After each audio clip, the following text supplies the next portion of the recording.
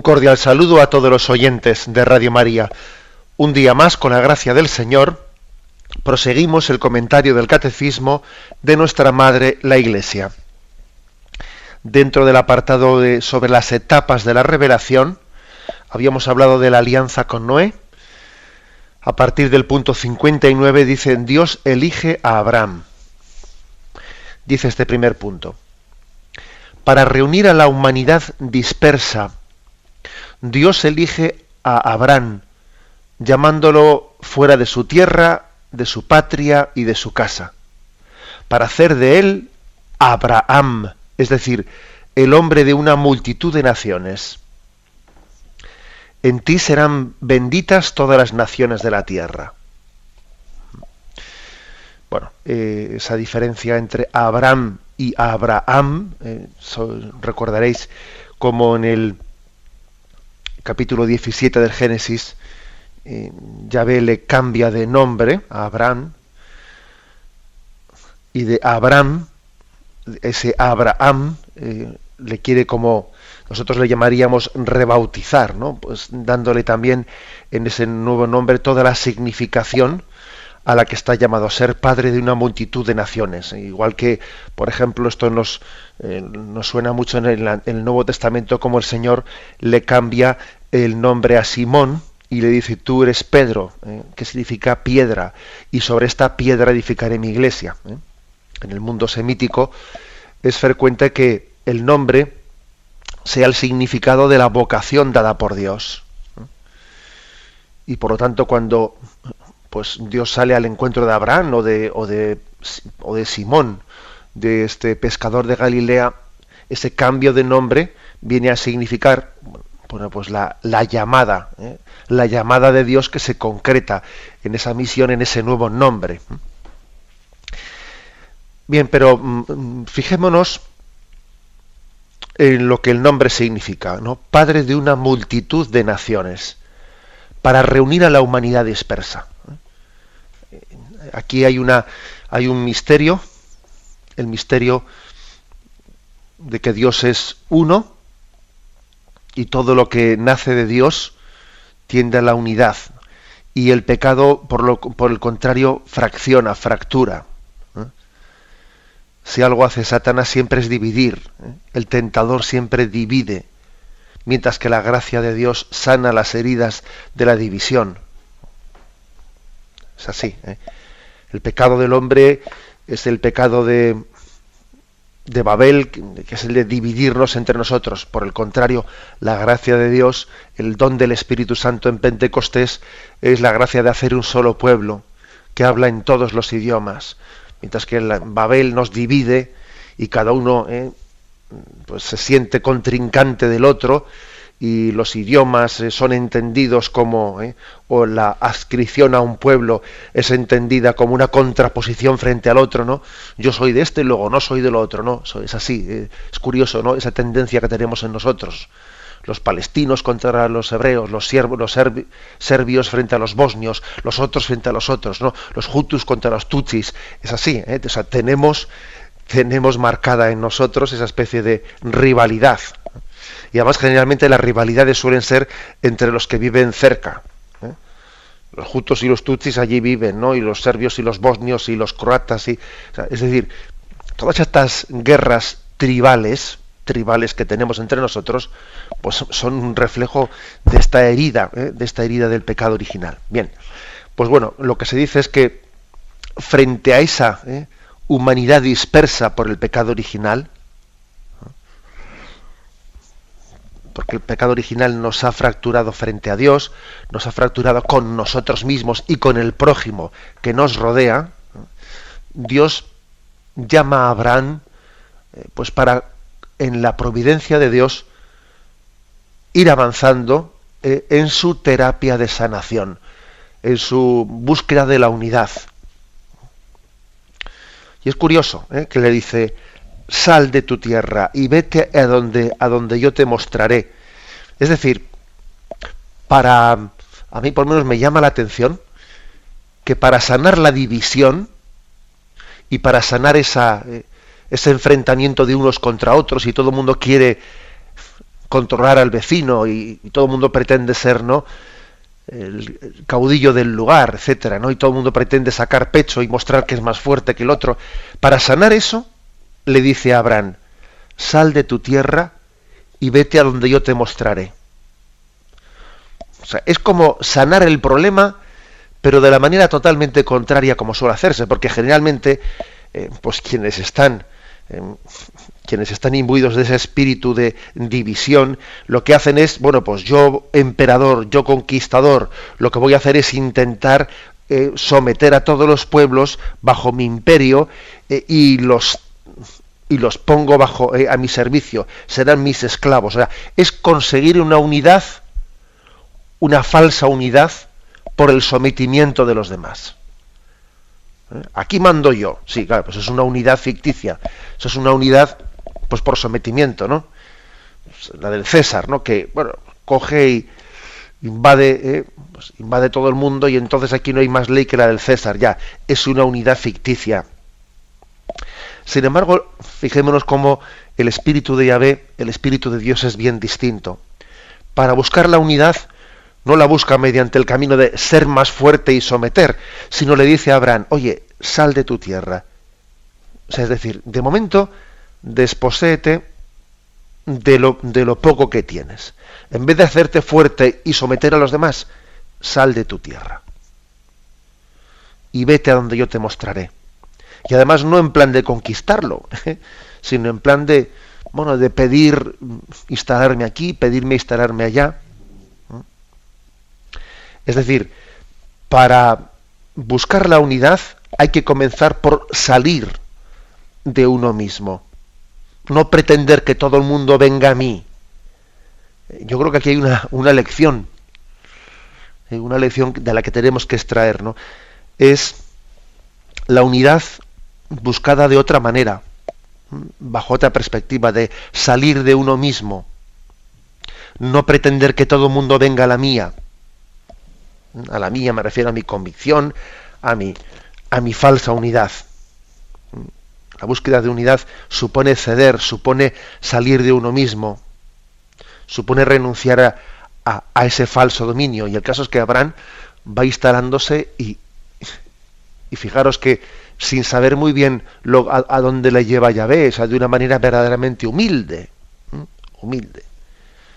Él incluso hay momentos en los que piensa, no sé, pues ¿cómo voy a ver yo realizada la promesa? Porque Yahvé me dijo que nos daría una tierra y bueno, yo no termino de verla realizada. Y cuando muere Sara, su esposa, él, de alguna manera, para que la promesa se vea realizada, logra comprar un pequeño terreno en el que puede enterrar a su esposa Sara, y entonces al tener un pequeño terrenito en donde la ha podido enterrar, bueno, pues ve simbólicamente cumplida la promesa de Yahvé que le iba a dar una tierra, porque ha podido enterrar a su esposa Sara allí.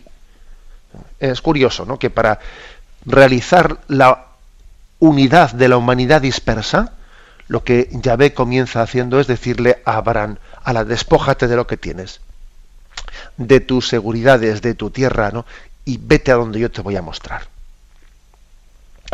Esa es una primera consideración para hacernos pensar las formas y los caminos de Dios. En segundo lugar, también hay otra consideración, y es que hay dos maneras de hacer la unión.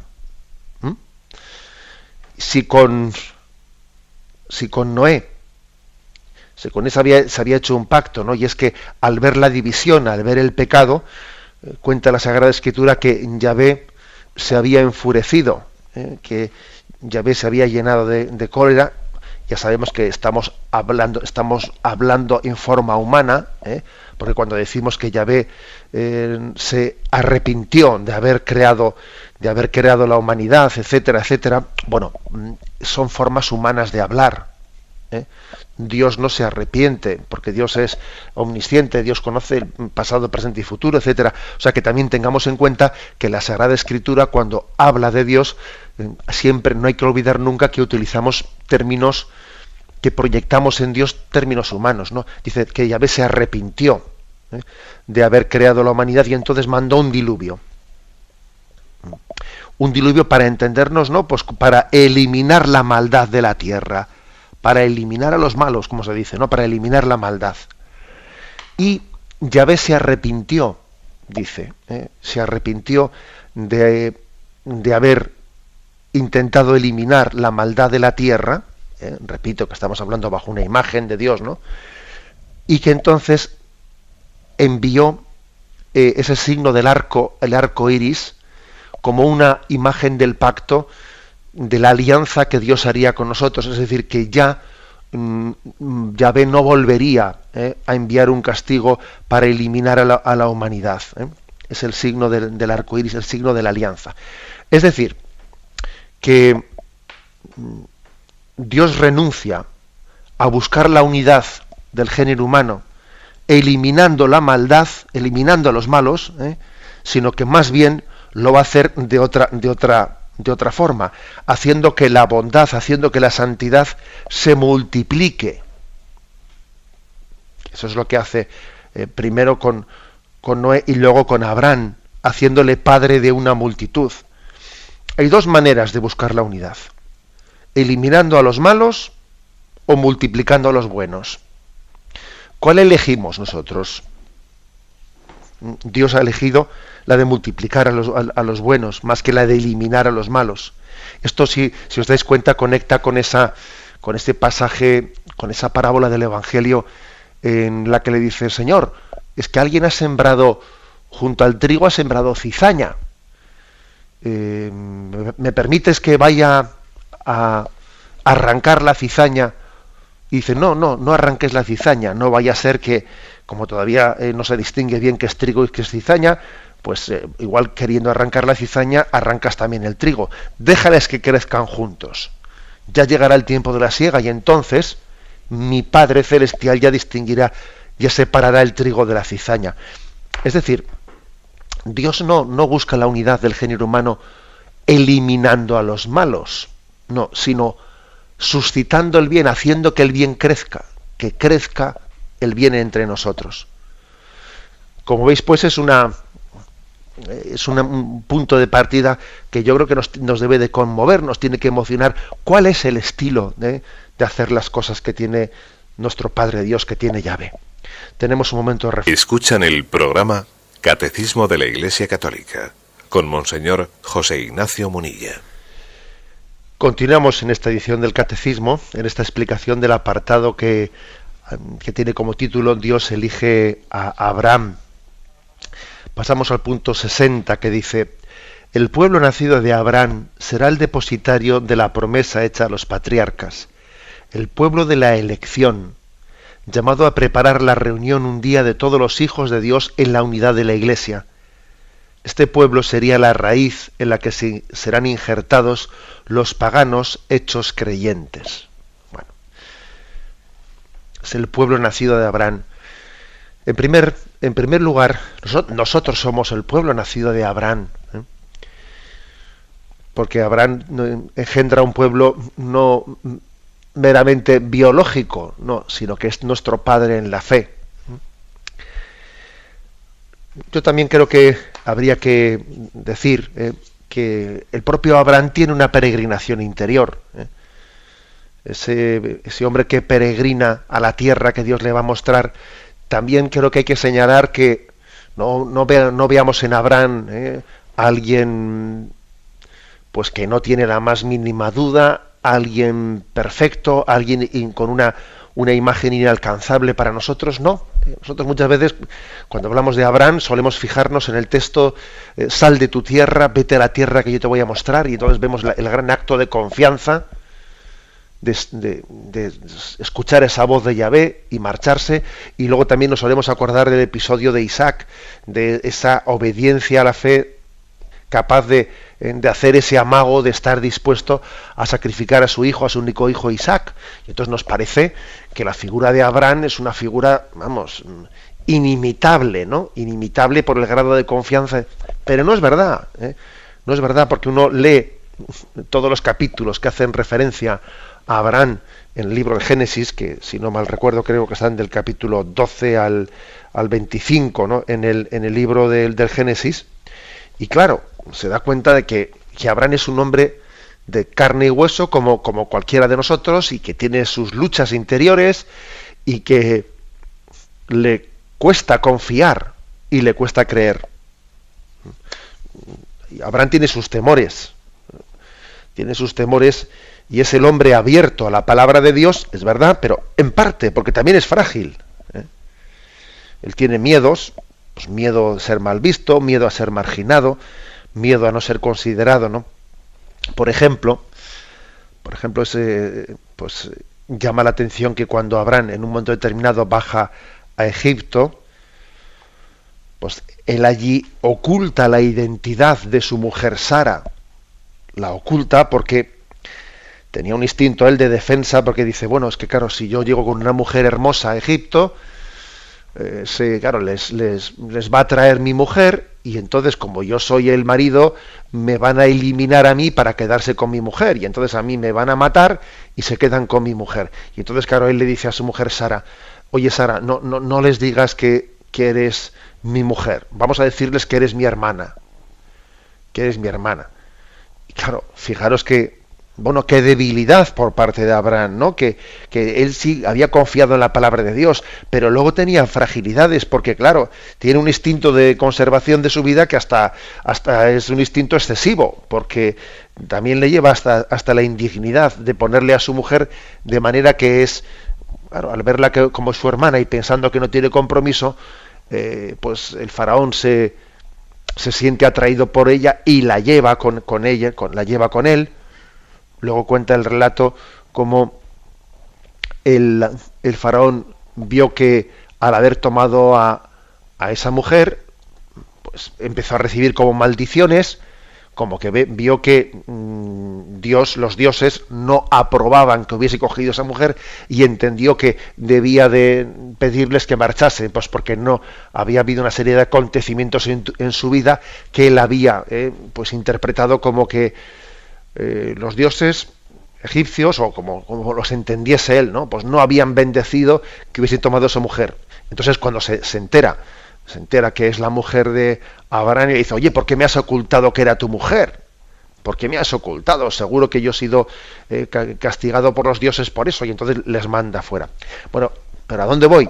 A lo que voy es que sorprende, ¿no? Que el hombre tan valiente para dejar su tierra, o tan valiente también pues para estar dispuesto a sacrificar a su hijo Isaac, tuviese esa debilidad de decir, Sara, no digas que eres mi mujer, porque es que igual me van a matar a mí para quedarse contigo. Diles que eres mi hermana. Pues oye, pues vaya debilidad, ¿no? O por ejemplo, también hay otros momentos de dudas, que cuando va a, o sea, Yahvé le promete que de él va a hacer un pueblo numeroso. Él cree a Yahvé. Mira, no puedes tener hijos, eres un hombre mayor, pero haré de ti un pueblo numeroso. Y entonces él hace un acto de fe y cree. Pero curiosamente, aunque cree, como Dios no le da inmediatamente, no le da cumplida esa promesa, bueno, pues él, dice, pues oye, pues Yahvé me prometió eso, pero no lo cumple. Entonces de repente su mujer Sara le dice, oye, ¿por qué no tomas a la criada Agar, la tomas en mi nombre y concibes con ella un hijo, y será como yo te he dado a la esclava para que concibas con ella, pues será como si fuese hijo nuestro? Y curiosamente Abraham aceptó, le escuchó a Sara, o sea, le había escuchado a Yahvé que le iba a dar un hijo, pero luego cae en la tentación, como Dios no le daba inmediatamente, como no le daba el cumplimiento, el cumplimiento de que iba a tener descendencia, pues bueno, pues cae en la tentación de escuchar también a su mujer, y que ella le da la esclava, y entonces se une a la esclava y tiene el hijo que es Ismael, ¿no? El hijo que es Ismael. Y uno dice, oye, pero ¿no te había dicho Yahvé que te iba a dar una descendencia? ¿Cómo no has tenido más paciencia? ¿Cómo no has tenido...? Claro, y finalmente más tarde le daría el hijo natural que tendría con su mujer Sara, que sería Isaac, ¿no? Pero al principio cayó en la tentación, ¿eh? Porque no se terminaba de fiar, ¿no? Es decir, ¿qué quiero decir con todo esto? Que existe una lucha también en el corazón de Abraham. O sea, esa peregrinación que hace Abraham no solo es una peregrinación geográfica, es que también es una peregrinación espiritual que tiene lugar dentro de él, dentro de cada uno de nosotros, tiene lugar esa peregrinación, porque vamos caminando de nuestros miedos a la confianza en Dios. Tenemos que irnos desprendiendo. Ese sal de tu tierra es también un sal de tus miedos, sal de tus incoherencias, sal de tu sí pero no pero sí. Es así.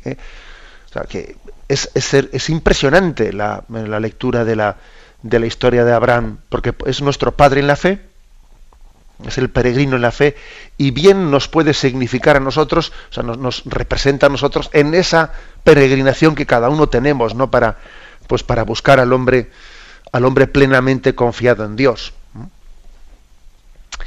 Bueno, y lo mismo pasa también, podríamos decir más episodios todavía, pues el episodio de que cuando concibe la criada Agar, pues claro, la criada el momento que ha concebido ya se siente ya pues con más derechos, porque yo aquí estoy haciendo pues de madre de alquiler, como diríamos hoy en día, ¿no? De madre de alquiler, y se siente con más derechos, y eso suscita los celos de Sara, que ve a la criada que se está engriendo, y entonces la maltrata, etcétera, y va a despedirla y la echa fuera de casa a pesar de estar embarazada, ¿no?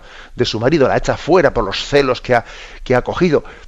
Y entonces, ¿qué ocurre? Que Abraham, por una parte dice, madre mía, pero no me habías dicho que me ibas a dejar a la criada para concebir, ahora ¿cómo la echas fuera? Pero resulta, fijaros bien, que Abraham le tiene miedo a su mujer. Dice, pues, cualquiera le dice a mi mujer, oye, que estás teniendo un ataque de celos, no te das cuenta que es absurdo que tú me hayas dicho que tomé a la criada para concebir con ella y ahora le despidamos llevando al hijo en su seno. Pero le tiene miedo a su mujer, y entonces no se atreve a decírselo y consiente con que Agar sea expulsada con su hijo en su seno. O sea, es decir, que vemos la figura de un Abraham que perfectamente podríamos ser cualquiera de nosotros en esa lucha interior. Y si esto lo trasladamos a lo que solo son nuestra situación interior, todos tenemos duplicidades. Por ejemplo, la de joven rico en el Nuevo Testamento, que quiere seguir a Dios, quiere seguirle, pero claro, al mismo tiempo, cuando Jesús le dice, vende todo lo que tienes, dáselo a los pobres, ven y sígueme, entonces de repente él dice, toma, eso es mucho, yo no puedo, o sea, me tiemblan las piernas. Y no es capaz de dar ese salto adelante, ¿no? O por ejemplo la parábola de los talentos, o sea, que es que sí, uno tiene unos talentos dados por Dios, pero tuve miedo y enterré el talento, porque tuve miedo. Pero miedo, fijaros que en la parábola de los talentos dice, tuvo miedo. O sea, que los miedos de Abraham es que son los de todos los tiempos, los de todos los hombres, son aquellos a los que Jesús también habló, ¿no? El temor servil, etcétera. Existe en nosotros, pues, cuando las cosas nos van mal, cuando pintan en bastos, como se dice, ¿no? Cuando pintan en bastos, solemos tener la tentación, en vez de seguir confiando en Dios, a las duras y a las maduras, como se dice, ¿no? Tenemos la tentación de salir del apuro con algún acto de autodefensa, con ese instinto de conservación que nos hace agarrarnos, ¿no?, a falsas seguridades. Sin embargo, en medio de esa tentación, Dios nos da la gracia de decir, bueno, tengo miedo, pero confío en ti, me refugio en ti, Señor. Que es lo que finalmente hace Abraham, que es lo que finalmente estamos llamados todos, ¿no?, a realizar. Tengo miedo y tengo tentaciones por el miedo que tengo a agarrarme a esto, agarrarme al otro, pero a pesar de estas dificultades, me fío en ti, me abandono en ti. sea, para mí tu palabra es más determinante que mis miedos. Este es, si queréis, la conclusión última. Hay que decir: a ti, Señor, me acojo, líbrame de la injusticia, sé tú mi roca, mi fortaleza, mis manos, en tus manos pongo mi espíritu, en la angustia acudo a ti, etcétera, etcétera. Tenemos un momento de reflexión. Dios elige a Abraham dentro de esta descripción de cómo son las etapas de la revelación. Bien, en el punto 60 que habíamos leído en la intervención anterior, se habla de que el pueblo nacido de Abraham es depositario de la promesa hecha a los patriarcas, el pueblo de la elección. Nosotros somos el pueblo de la elección. Tenemos que entender bien esta expresión. Se nos remite a Romanos 11:28 y dice: pues no quiero... Bueno, leo un par de versículos antes para coger el contexto. Pues no quiero que ignoréis, hermanos, este misterio, no sea que presumáis de sabios. El endurecimiento parcial que sobrevino a Israel durará hasta que entre la totalidad de los gentiles. Así, todo Israel será salvo, como dice la Escritura. Vendrá de Sión el liberador, alejará de Jacob las impiedades. Y esta será mi alianza con ellos, cuando haya borrado sus pecados. En cuanto al Evangelio, son enemigos para vuestro bien, pero en cuanto a la elección, amados en atención a sus padres. Vamos a ver, ese texto de Romanos 11, he leído de versículo 25 al 28, es curioso porque viene como a decir una profecía de que Israel, que al principio mayoritariamente rechazó a Jesucristo como el Mesías que estaba esperando, el pueblo judío, hace como una profecía de que finalmente, antes del final de los tiempos, acogerá, reconocerá en Jesucristo al Salvador. Dice: y así todo Israel será salvo. El endurecimiento parcial que sobrevino a Israel, dice endurecimiento parcial, porque muchos judíos, lógicamente, sí reconocieron a Jesucristo, empezando por todos los apóstoles, que todos ellos eran judíos, ¿no? Pero que ese endurecimiento durará hasta que los gentiles, hasta que la palabra de Dios se extienda a todos los gentiles,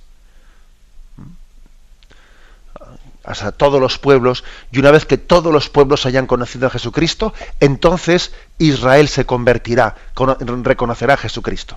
Es curioso esta profecía, porque en ella, bueno, es como si dijésemos: mira, somos el pueblo de la elección, pero curiosamente, no en el sentido que nosotros tengamos un privilegio y nos tengamos que sentir por encima de los demás pueblos, sino que curiosamente los demás pueblos, los paganos, los gentiles, van a conocer, van a aceptar a Jesucristo antes que el pueblo elegido. Fíjate tú qué contradicción. Oye, el pueblo elegido tenía que haber sido el primero en reconocer a Jesucristo, ¿no? Bueno, pues según esta profecía, y según vemos también en los hechos, resulta que el Evangelio se expande más fácil y se expande antes por los pueblos paganos, y los judíos quedan con una resistencia, ¿no?, mayoritaria, no total, pero mayoritaria, al reconocer a Jesucristo. Y al final, esta profecía de Pablo dice: cuando todos acepten, cuando los pueblos acepten a Jesucristo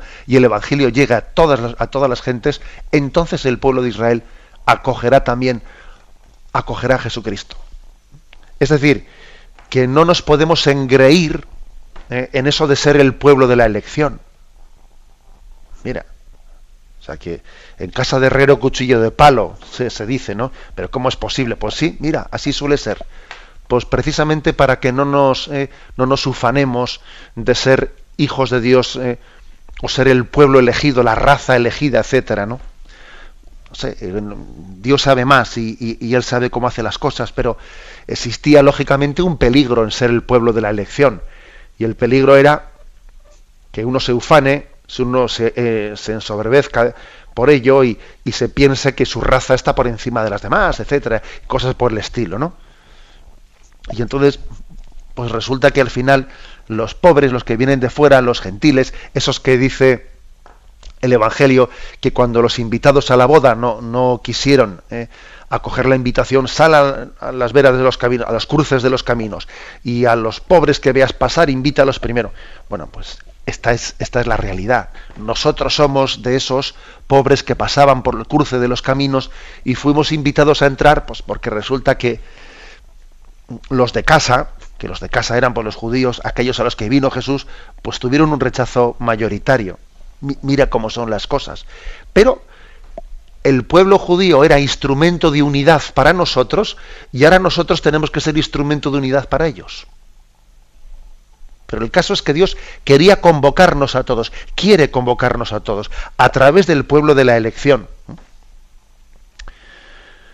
Y al final, el pueblo en el que todos nos unimos, pues no es pues Israel, no es Europa, no es Estados Unidos, no es Japón, no es China, no. El pueblo en el que todos nos unimos es la Iglesia. Porque todo el mundo tiene que salir de su tierra para llegar a la unidad. Y el japonés tiene que salir de Japón, y el español tiene que salir de España, y el americano de Estados Unidos, y en el fondo también el israelí tiene que salir de su tierra. Todo el mundo tiene que salir de su tierra y entrar en la nueva tierra que yo les mostraré para hacer la unidad, que es la Iglesia. Todo el mundo tiene que salir de sí mismo para conseguir esa unidad. Algún texto del Nuevo Testamento, Juan 11, versículo 52. Es cuando Caifás, sumo sacerdote, pronunció esa palabra profética sin darse cuenta él de lo que estaba diciendo. Conviene que un justo muera por el bien de todos. Dice entonces, esto no lo dijo por su propia cuenta, sino que como era sumo sacerdote aquel año, profetizó que Jesús iba a morir por la nación. Y no solo por la nación, sino también para reunir en uno a los hijos de Dios que estaban dispersos. Es decir, unir en uno, no solo a la nación, sino a todos los dispersos, ¿no? Es impresionante cómo el Evangelio nos muestra a Jesús entregando su vida por la unidad, para que todos seamos uno. En Juan 10, versículo 16 dice, también tengo otras ovejas que no son de este redil, se refiere a los paganos. También a estas les tengo que conducir, y escucharán mi voz, y habrá un solo rebaño, un solo pastor. Por eso me ama el Padre, porque doy mi vida para recobrarla de nuevo. El corazón de Jesús sueña en la unidad, sueña en que no haya ninguna oveja fuera del redil, y lucha por ello. Y aunque tengamos en momentos concretos de la historia la sensación de decir, pero si es que más que ir en camino de conseguir la unidad, si parece que las ovejas saltan fuera del redil por todas las esquinas, ¿no? Si lo que parecería es que parece que el redil se está vaciando, más que estemos buscando la oveja perdida, etcétera, ¿no? Yo, lo que digo es, no nos dejemos engañar, que Dios es dueño de la historia y Él la conduce por caminos que solo Él sabe, hacia la unidad. Aunque haya episodios tan duros de división y de traición y de abandono, etcétera, dentro de los hijos de Dios que están bautizados, sin embargo, ¿no? Tenemos la plena garantía de que el Espíritu está suscitando la unidad entre todos nosotros. Bueno, y termina diciendo, ese pueblo será la raíz en la que serán injertados los paganos hechos creyentes, ¿no? O sea, nosotros somos injertados en ese pueblo que es Israel. Somos injertados en él. Porque claro, no somos hijos biológicos, pero es que eso importa poco, porque se puede ser hijo biológico del pueblo, de la raza de Israel, y no reconocer a Jesucristo, con lo cual de poco sirve la biología. Acordaros de esa famosa frase de Jesús, somos hijos de Abraham, y dice Jesús, yo de estas piedras podía hacer hijos de Abraham. Luego, no sois unos ufanéis de ser hijos de Abraham según la raza, que lo importante es serlo según la fe. Y se nos ofrece otro texto que es Romanos 11, versículos del 17 al 18 y luego el versículo 24. Fijaros, es un texto que puede costar un poco entenderlo, pero verdaderamente dice mucho, ¿eh? Dice que si algunas ramas fueron desgajadas, mientras tú, olivo silvestre se entiende por nosotros, o sea, por los que somos paganos. Y las ramas desgajadas son, pues, los judíos que no creyeron en Jesucristo, ¿no? Repito, que si algunas ramas fueron desgajadas, mientras tú, olivo silvestre, fuiste injertado entre ellas, hecho partícipe con ellas de la raíz y de la savia del olivo, no te engrías contra las ramas. Es decir, tú ahora, o sea, nosotros, los que hemos sido paganos, los que somos de un pueblo que no fue el pueblo judío, ahora no nos engriamos contra las ramas judías, o sea, no nos levantemos frente a los judíos, ¿eh? Y si te engríes, sábete que no eres tú quien sostiene la raíz, sino la raíz te sostiene a ti. Es decir, si es Jesucristo el que te ha dado gratuitamente la fe, ahora no te pienses que tú eres, ¿eh? Porque si tú fuiste cortado del olivo silvestre que eras por naturaleza, es decir, si tú fuiste dejaste de ser pagano, o sea, fuiste cortado del árbol silvestre e injertado, ¿eh?, en el árbol de la salvación que es el pueblo judío, porque si tú fuiste cortado del árbol silvestre que eras por naturaleza para ser injertado contra tu natural en el olivo cultivado, con cuánta más razón ellos, o sea, los judíos, según su naturaleza, serán injertados en su propio olivo. Es como un texto para que no tengamos justificación ninguna en atacar al pueblo judío, para que nos demos cuenta de que el pueblo judío, bien, rechazó mayoritariamente a Jesucristo, pero mira, no nos sintamos con derecho de acusarles de nada.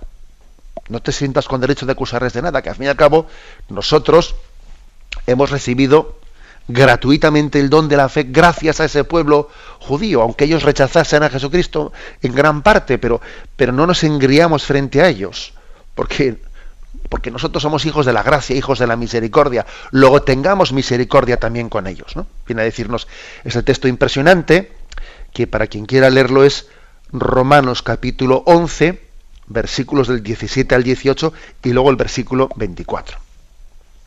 Bueno, y termina diciendo este apartado, el punto 61, que es muy breve, dice: los patriarcas, los profetas y otros personajes del Antiguo Testamento han sido y serán siempre venerados como santos en todas las tradiciones litúrgicas de la Iglesia.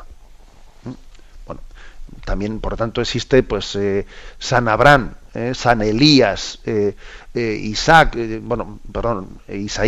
o lo que fuera, es decir, consideramos santos, aunque obviamente son santos, bien, pues la Iglesia no ha hecho ninguna especie de proceso de canonización, entendámoslo, ¿no?, hacia estos personajes patriarcas y profetas y otros personajes del Antiguo Testamento, pero los considera santos, y en la liturgia se les celebra como si de santos, ¿eh?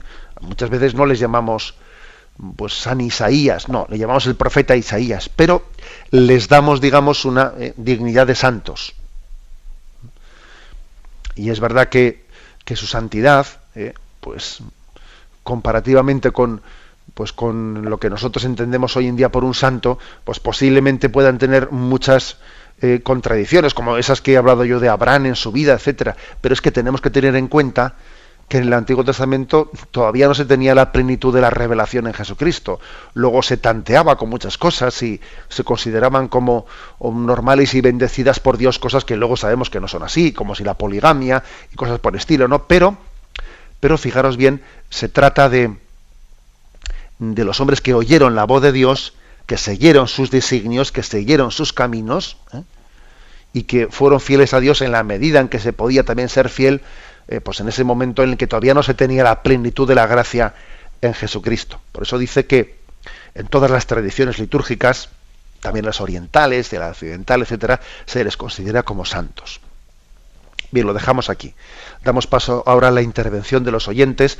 Podéis llamar para formular vuestras preguntas al teléfono 917-107-700. 917. Catecismo de la Iglesia Católica, con Monseñor José Ignacio Munilla.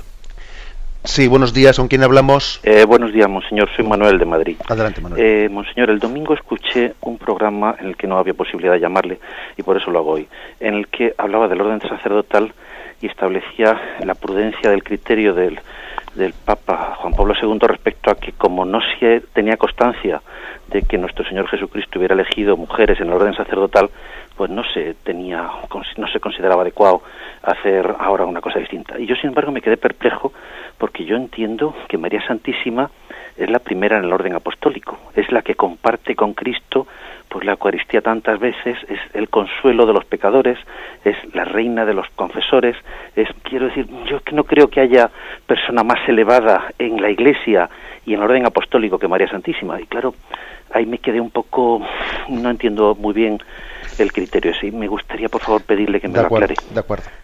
Sí, pero precisamente el argumento que usted utiliza con la Virgen María es un argumento que todavía confirma más este principio. Es decir, siendo así que la primitiva comunidad cristiana, etcétera, ¿no?, y los apóstoles tuvieron claro pues ese lugar preeminente que tenía María, y que nosotros la consideramos como, vamos,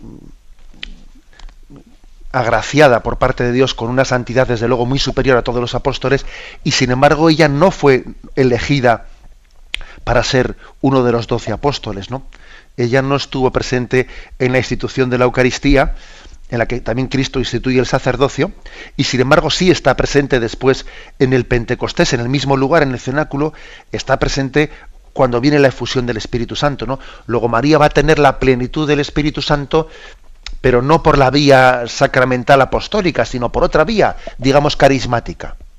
O sea, el argumento que utiliza el oyente yo creo que es bueno para decir que ciertamente no se trata de que los apóstoles fuesen elegidos sacerdotes porque fuesen más santos que las mujeres, en absoluto. La prueba es que ahí estaba María y otras mujeres que serían más santas que los apóstoles, seguro. Luego no es porque los apóstoles fuesen más que otros, ¿no?, sino porque en el plan de Dios, Dios lo quiso así. Tampoco podemos decir porque Jesucristo se circunscribió a las costumbres machistas de su tiempo, porque es que la prueba es que, a diferencia del resto de los rabinos, Jesús tenía mujeres que le seguían, tenía discípulas, cosa que los demás no tenían. Luego Jesús, acordaros el episodio de la Samaritana y otros muchos episodios más, y donde se dice que un grupo de mujeres le servían, podía perfectamente, ¿no?, ya que había roto ya las costumbres machistas de su tiempo, podía haber elegido a alguna de esas seguidoras como un apóstol más, pero no lo hizo.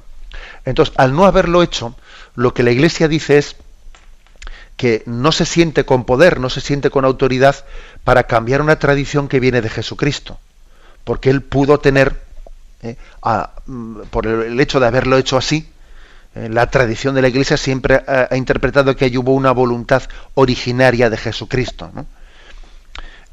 Y entonces la Iglesia no es que no quiera hacerlo, es que no se considera con autoridad para cambiar una tradición que venga de Jesucristo. Por ejemplo, uno dice, a ver, la Iglesia podría cambiar la institución de la Eucaristía y en vez de hacerla con pan y con vino, las especies sacramentales, hacerlo con otras especies sacramentales. Pues no. Ya sé que por ahí hay alguno que en vez de celebrar la Eucaristía con pan y con vino, pues hace pues la barbaridad de hacerlo con pero no es correcto, no es válida la consagración, porque nosotros no somos quienes para cambiar lo que venga de Jesucristo. O sea, somos deudores de la tradición y de la palabra de Cristo y no somos dueños de ella. Bien, damos paso a un siguiente oyente. Buenos días. Buenos días, padre. Soy Ana de Pamplona. Adelante. Muchas gracias por estar ahí. Padre, mi pregunta es, ¿Dios quiere más a las monjas que a los cristianos y a los pobres cristianos como yo soy, que soy una pobre cristiana? Muchas gracias. Bueno, usted se considera una pobre cristiana y estoy seguro que las monjas se consideran unas pobres monjas. Quiere decir que usted igual tiene, ¿no?, pues esa sensación de decir, bueno, los seglares o los laicos formamos parte de, no sé, pues de la segunda división, y en la primera división están los curas y las monjas porque están consagrados a Dios. No, mire usted, eso es una equivocación. Dios nos ama entrañablemente a todos y a cada uno de nosotros, y tiene para cada uno de nosotros una vocación distinta. Y tal error sería, pues que alguien que ha sido llamado a la vocación pues de la vida religiosa o al sacerdocio se empeñe en rechazar, como el joven rico, ¿no?, en rechazar la llamada de Jesús y pretender tener para él la vocación matrimonial o lo que fuere, como lo contrario. Sería también un error que alguien que tenga la vocación, la llamada matrimonial, se emperre en tener que ser sacerdote, en tener tal, que no tiene esa vocación. Y también en el Evangelio hay episodios, por ejemplo, aquel endemoniado que había sido curado, que cuando después intenta seguirle a Jesús, en esa vida de seguimiento a Jesús, dice, no, tú vete, preséntate ante los sacerdotes y vive con tu familia. O sea que Jesús no le permite a todo el mundo seguirle entre sus apóstoles, entre sus discípulos. ¿Y eso por qué? ¿Porque a él le quería menos? En absoluto. No porque le quería menos, sino porque tenía para él otros planes en su vida. Luego, el asunto no es quiero más, quiero menos, este es mi privilegiado en ese sentido. No, sino Dios nos ama entrañablemente a todos y tiene designios diferentes para nosotros. Designios diferentes, y eso creo que es importante. Damos paso a la siguiente llamada. Buenos días. Sí, buenos días. Vale, le escuchamos. Don José Ignacio. Adelante. Muy contento y muy agradecido con usted, porque me está haciendo mucho bien. Soy Enrique de Murcia. Adelante. Y los otros días aclaró usted muy bien sobre el robo en el convento aquel, y lo aclaró. Y ahora yo he recibido un email en el que lo embultan muchísimo las noticias, en 1.500 millones, en fin, una cosa exagerada. Yo contesto al ese email. Bueno, la pregunta mía es la siguiente. Sabe que lo mismo que con ese caso también se habló muchísimo de Juan Pablo I, que duró un mes. Sí. Entonces se ha dicho muchas cosas hasta que fue un crimen, ¿no? Y usted está muy hecho. Me gustaría que me contestara un poquitín y me diera un poco informe sobre esa situación que pues, llegó por medio de la comunicación, de los medios y todo esto, sí, pues muy abultado y además muy atrevidos las afirmaciones, pero me gustaría que usted me diera una idea. ¿Vale? Gracias. Vale. Mire, yo no es que tenga ninguna información pues privilegiada o de acceso directo para hablarle de ese caso, pero lo que sí que puedo decir es lo siguiente. Mire, por sentido ético, nuestra manera de expresarnos, cuando alguien acusa de algo, tiene una responsabilidad moral muy grande de hacerlo en base a datos y no en base a sospechas. ¿Qué ocurre? Que en este mundo tan mediático en el que estamos, cuando se siembra una sospecha sin tener datos, se tira la piedra y se esconde la mano. Entonces, de alguna manera es una insidia. Es decir, parece que el inocente tiene que demostrar que es inocente. No, mire usted, el que habla acusando tiene que demostrar lo que está diciendo. No es el acusado el que tiene que demostrar su inocencia, sino el que lanza la piedra tiene que demostrarlo. No siendo así, como obviamente no, ahí se escribió un libro explicando, fíjese usted, en un libro explicando que Juan Pablo II había sido asesinado. Bueno, uno lee ese libro, ¿hay alguna afirmación que esté contrastada, que tenga? Nada, ninguna. Todo dicen que es como una novela, o sea, no es una novela. Entonces, ¿qué ocurre? Ya hemos lanzado la sospecha. Entonces, claro, la sospecha, la calumnia, precisamente consiste en soltar la duda. Entonces ya la duda ya consiste en que ya parece que entonces ya tenemos como una cierta distancia, porque a ver si va a ser verdad. Cuando el río suena, agua lleva igual. No, mire usted, ese no es un refrán cristiano. Cuando el río suena, agua lleva. En el fondo eso es la manera de pensar de quien no se da cuenta de que la verdad tiene que ser contrastada y tiene que ser expresada. Y esto aplíquelo usted a ese caso que ha dicho o a cualquier caso de la vida. Porque, vamos, el tema de la calumnia es tremendo y por eso es un pecado tan grave la calumnia. Es un pecado muy grave, porque es lanzar... Y esto los medios de comunicación, que a veces es hablar por no callar, hablar por no callar e intentar decir cosas pues más atrevidas que el otro, porque así yo le quito audiencia al otro. Entonces, si no digo cosas atrevidas, no tengo audiencia. Para decir cosas atrevidas tengo que decir más que la verdad, porque Y eso es un peligro. Hoy en día la competencia en los medios de comunicación es un peligro que nos pone en una predisposición para la calumnia que es tremendo. Es difícil ser un buen periodista con éxito manteniéndose íntegro en los valores éticos, ¿eh? Venga, damos paso a un siguiente oyente. Buenos días. Buenos días, monseñor. Sí, le escuchamos. Soy Teresa y bueno, mi pregunta no tiene nada que ver con el programa de hoy. Quería saber, por favor, su opinión sobre la intervención de España y otros países en Libia. Nada más. Muchísimas gracias. Bueno, pues el tema, eso es un tema que puede tener distintas perspectivas, ¿no? Y pues ayer hubo en el Congreso de los Diputados un debate sobre el tema de la legalidad y de la conveniencia política de esa intervención, y a mí lo que me corresponde en todo caso es hablar sobre la valoración moral, si existe una legitimidad moral pues para que exista, ¿no?, pues un recurso a la guerra. El Catecismo aborda ese tema allá por el número 2307 y siguientes, en concreto en el punto 2309. El Catecismo habla de qué condiciones tienen que darse para que moralmente, éticamente, pues sea admisible, ¿no?, el recurso a la fuerza militar. Y entre otras cosas, dice que para que ese recurso a la fuerza militar sea justificable, hace falta que no únicamente haya causas, pues que el daño causado por el agresor pues sea injusto y haya que defenderse, sino también se dice que tienen que reunirse las condiciones serias de éxito, y que el empleo de las armas no entrañe males y desórdenes más graves que lo que se pretende eliminar. O sea, que el remedio no sea peor que la enfermedad y que tengamos capacidad de solucionarlo pues rápidamente. Y con todos mis respetos, mi opinión personal es que estas condiciones no se dan y que se trata de una intervención que no tiene justificación moral ni ética, porque estamos hablando de un bombardeo, de un permiso que la ONU ha dado para bombardear, atacar desde el aire y sin excluyendo la posibilidad de que se vaya a intervenir en tierra y se vaya también a cambiar un régimen, sino que de alguna manera lo que se va a hacer es prolongar la guerra civil, prolongarla sin solucionar el problema. Y entonces, ¿para qué hacemos esa intervención militar? ¿Para qué la hacemos? Y lo que hacemos es no solucionar el problema, sino prolongarlo. Será jurídicamente legal porque la ONU lo ha autorizado, pero moralmente hablando, pero hay que tener más claro lo que se persigue, no únicamente un castigo por dar un castigo. El castigo por el castigo no va a ningún lado si no se obtiene un bien a corto plazo, ¿no?, que es sanar el problema de fondo. Eso es lo que yo opino, que creo que es y lo digo en la aplicación de este punto del Catecismo a esta situación.